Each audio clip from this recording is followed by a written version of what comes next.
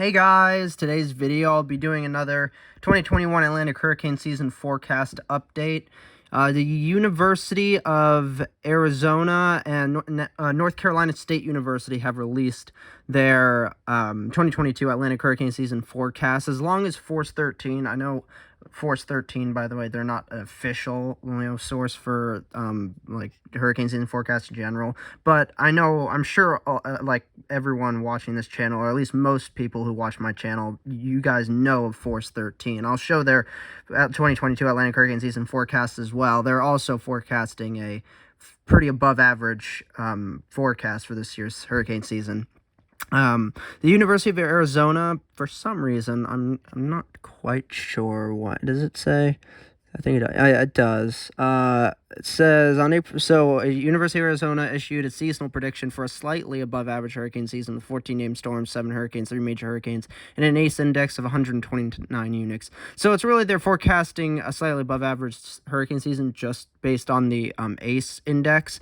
Otherwise, their actual numbers for their forecast for named storms, hurricanes, major hurricanes are average, because that's the new average is about 14 named storms, about 7 hurricanes, about 3 major hurricanes.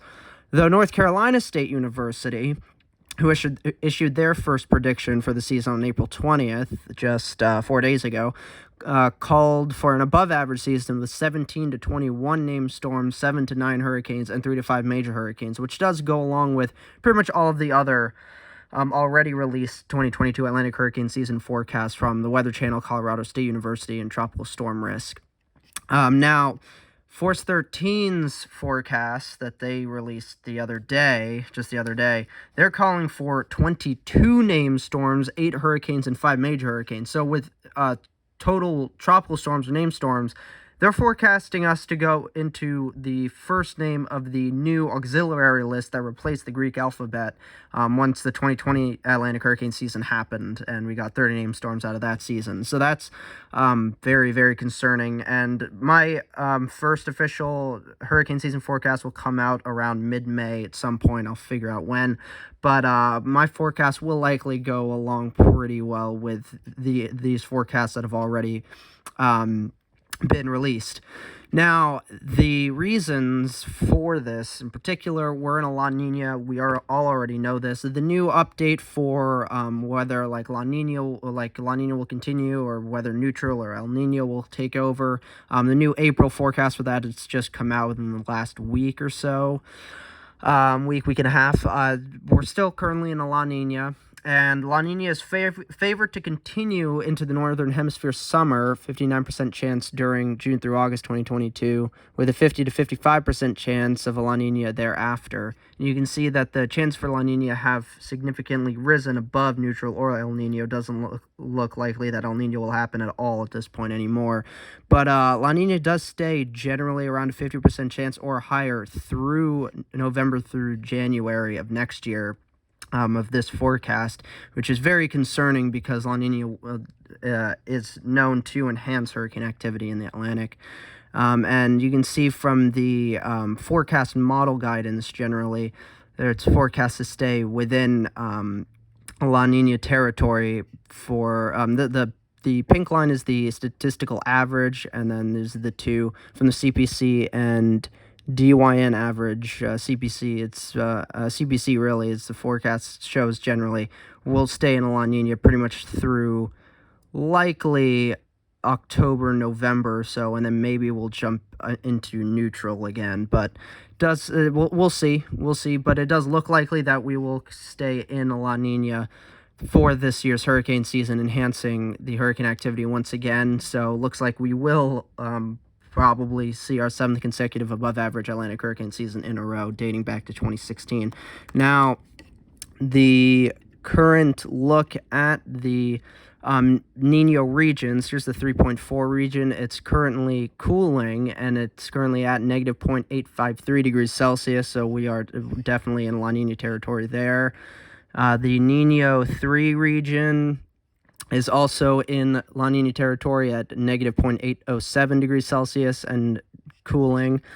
And Niño 4 region is also in La Nina territory, a bit warmer, but still in La Nina territory at negative 0.601 degrees Celsius. But the Niña 1+2 region, which is right near, it's the right near South American coast. Clearly, it's the coolest part, and that's at negative 2.124 degrees Celsius, so well within La Nina territory. So definitely looks like La Nina is continuing. And here's the 7-day change. The biggest change is generally like it's more or less cooling significantly for the most part towards the South American coast there in the 1+2 region, as shown here, as it's been rapidly cooling actually ever since around mid-April through now, and it's still cooling at this point. So now let's look actually at the current North Atlantic sea surface temperatures, and you can see the Gulf, it's fairly warm. It's warming, and the loop current is actually pretty well defined already, with sea surface temperatures 26, 27, maybe a bit 28 degrees Celsius areas. Rest of it around 24. 25, 26 degrees Celsius. At the coast, around 22 degrees Celsius or so. But you can see the Caribbean in particular is very, very warm already. 26 to 28 degrees Celsius waters, even some 29 degrees Celsius waters in the central to western Caribbean. The MDR is also warming as well. You can see it's already 24, 25, 26, 27 degrees Celsius. Particularly the western MDR is warming the most. It's pretty much all of it is generally between 25 to 27 degrees Celsius, some 28 degrees Celsius as well. But even the sea surface temperatures towards the East Coast and even up towards the New England coast, they're starting to warm now. Just, I believe a few weeks ago, off the New England coast, this was around 6, 7 degrees Celsius. Now it's at 9 degrees Celsius, so it is warming. So we'll likely see the sea surface temperatures in all these regions continue to warm. And look, we're almost in May. We're going to be in May by, I believe, next Monday.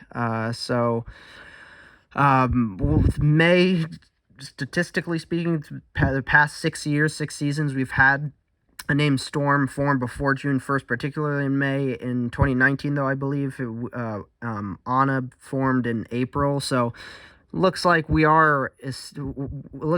do have to keep our eyes out for the potential of a system forming before June 1st, probably next month in May at this point. But we'll see, and we'll see. The National Hurricane Center starting their regular Atlantic tropical weather outlooks on May 15th, so we're only less than 3 weeks away from that. We're now like 2.5 weeks or so, around there, away from National Hurricane Center starting their regular tropical weather outlooks, and then the hurricane season officially starts 2 weeks later on June 1st. So we are in that time, guys. We are really heading into that time. It's crazy how we're already into near the next hurricane season starting. My first official Atlantic hurricane season forecast will likely be out sometime in mid-May, coinciding or close to around the time the National Hurricane Center will start their regular Atlantic tropical weather outlooks. And then the hurricane season officially starts around 2 weeks later on June 1st. So that is my current new update on the newest 2022 Atlantic hurricane season forecasts that have come out, particularly from University of Arizona and North Carolina State University, as well as Force 13. I mean, they're not official, but showed them anyway because I'm sure a lot of you guys that watch my channel watch them and know of them. So and obviously their forecast does coincide and agree with a lot of the current and most updated Atlantic hurricane season forecasts for this year. So hopefully you guys enjoyed this video. Remember, my first official hurricane season forecast for this year is coming out in a few weeks or so, around mid-May, coinciding more or less close to when National Hurricane Center will start their regular Atlantic tropical weather outlook. So look out for that. Hopefully you're excited for that. Thank you guys so much for watching, and I'll see you guys in the next video. Oh, and also remember, obviously, like the video down below, comment down below what you guys think the activity will be like this here in the Atlantic. And subscribe to my channel if you haven't already for any more of these types of updates or general major weather updates. So thank you guys so much for watching. Hopefully you enjoyed, and I'll see you guys in the next one. Bye.